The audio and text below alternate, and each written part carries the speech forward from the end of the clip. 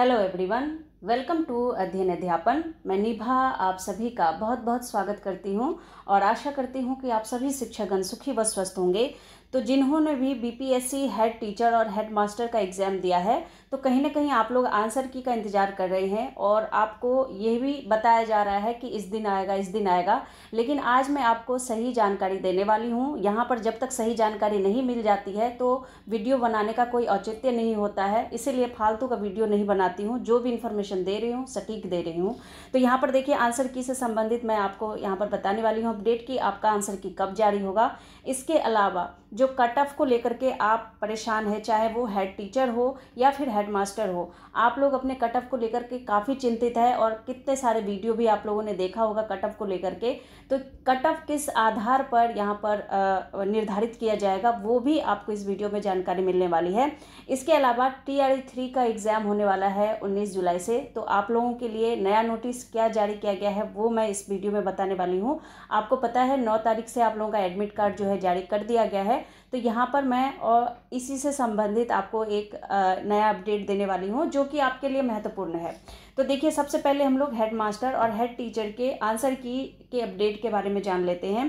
तो ये आंसर की आपका कब तक जारी होगा, साथ ही कट ऑफ किस आधार पर निर्धारित किया जाएगा। तो चलिए इन सभी इन्फॉर्मेशन को हम लोग ध्यान से समझते हैं। तो जिन शिक्षकों को हेड मास्टर और हेड टीचर के परीक्षा का आंसर की का इंतज़ार है वो देख सकते हैं आप लोग 12 से 16 जुलाई के बीच जारी होगा, इससे पहले जारी नहीं होगा। 12 से 16 जुलाई का मतलब क्या है, यहाँ पर 13, 14 और 15 इन डेट में आपका जो आंसर की है वो जारी कर दिया जाएगा। इंतज़ार अब आप लोगों को नहीं करना होगा, तो बिल्कुल रेडी रहिए आपका आंसर की इन डेट में, यानी कि 12 जुलाई को भी जारी किया जा सकता है, लेकिन 12 से 16 जुलाई के बीच आपका जो आंसर की है वो कभी भी जारी किया जा सकता है। वो 16 को भी हो सकता है, 14 को भी हो सकता है, 13 को भी हो सकता है और 15 को भी हो सकता है। तो कभी भी आपका जारी कर दिया जाएगा। तो यहाँ पर आप लोगों को क्या करना है, बिल्कुल अपडेट रहना है। जैसे ही आंसर की आता है आप लोगों को अपडेट दे दिया जाएगा। तो यहाँ पर बिल्कुल सही जानकारी दी जाती है, आप लोग चैनल पर बने रह सकते हैं। इसके अलावा देखिए, जिन प्रश्नों का उत्तर आप लोगों को लगे कि ये गलत है तो उस पर आप आपत्ति भी कर पाएंगे। तो बिल्कुल उसका जो सबूत है, यानी कि जो आप आंसर की चैलेंज करेंगे उसका प्रूफ आपका SCERT NCERT से ही होना चाहिए। इसके अलावा किसी भी पब्लिकेशन की बुक से अगर आप वहाँ पर आंसर अटैच करते हैं अपने प्रश्न की आपत्ति के लिए तो वो वहाँ पर निरस्त हो जाएगा, उसको वहाँ पर एक्सेप्ट नहीं किया जाएगा।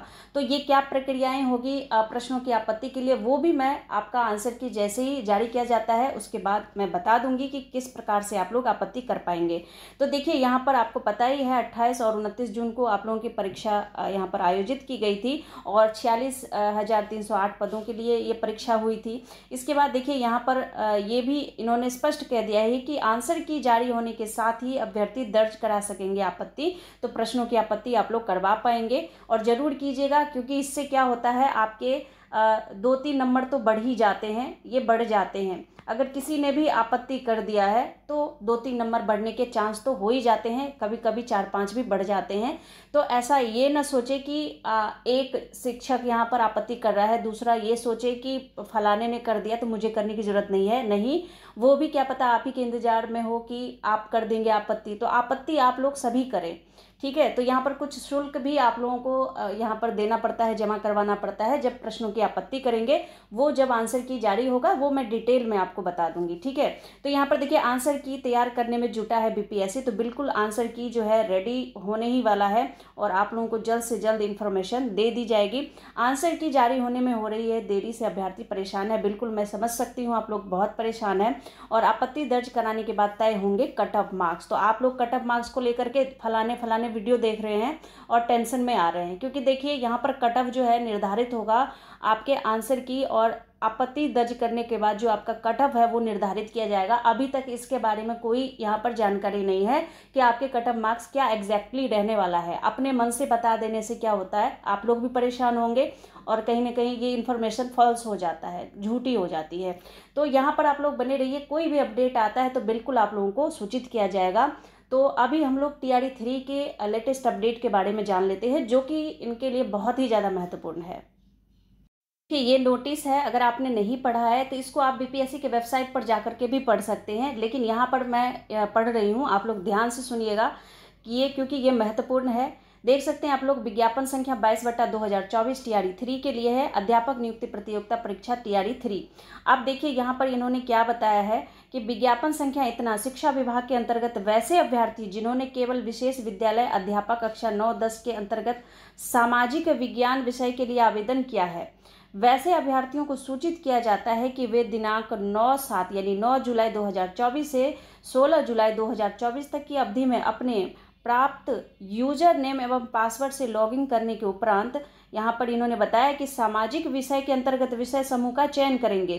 तो देखिए, जिन्होंने भी सामाजिक विज्ञान रखा है ना, सोशल साइंस, उनको यहाँ पर बिल्कुल बता दिया गया है कि आपका जो सब्जेक्ट कॉम्बिनेशन है ना, विषय समूह, उसको चयन करेंगे आप लोग। और इसमें ये भी बताया है कि विषय समूह में अभ्यर्थी द्वारा सिलेक्शन 1 में इतिहास अथवा भूगोल विषय का चयन करेंगे। तो जो आपका सेक्शन 1 होगा ना, इसमें से आप इतिहास या भूगोल में से एक सब्जेक्ट चूज करेंगे। वहीं अगर सेक्शन 2 की बात करें तो यहाँ पर आपके साथ काफ़ी सारे ऑप्शन हो जाते हैं, जैसे आप अर्थशास्त्र, राजनीतिक शास्त्र और भूगोल। यदि सेक्शन 1 में चयन नहीं किया है तभी आप भूगोल पार्ट 2 में सेलेक्ट करेंगे।